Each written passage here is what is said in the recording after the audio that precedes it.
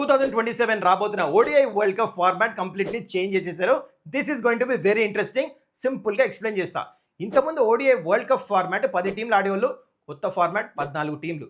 Old format 48 matches total, new format 57 matches total.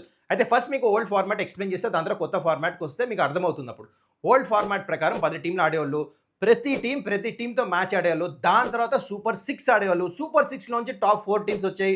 Top 4 teams semi-final ఆడి final ఆడేవాళ్ళు. Simple easy format to understand.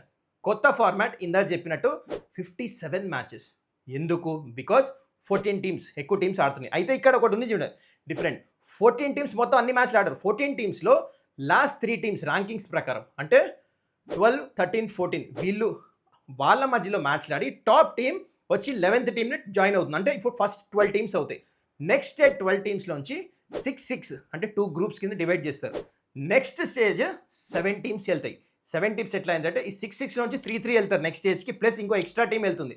అంటే better rankings ఏవైతే wear ever they stand according to ఎన్ని మ్యాచ్లు గెలుస్తారు. So ఈ 7 teams వాళ్ళ మధ్యలో ఒక్కొక్క మ్యాచ్ అందరితో ఆడతారు. ఇది డిఫరెన్స్ ఫార్మాట్ చూడండి. అంటే strong teams they will play with each other. అందుకనే ఈ ఫార్మాట్ చేశారు. ఇక్కడ చాలా ఇంట్రెస్టింగ్ ఉంటుంది వరల్డ్ కప్. దాని తర్వాత నెక్స్ట్ స్టేజ్ టాప్ 4 టీమ్స్ వెళ్తాయి. సెమీఫైనల్ నుంచి ఫైనల్కి వెళ్ళి ఆడతారనమాట. I like this format. చాలా మంచిగా ఉంది. కాంపిటేటివ్నెస్ ఉంటుంది అనమాట.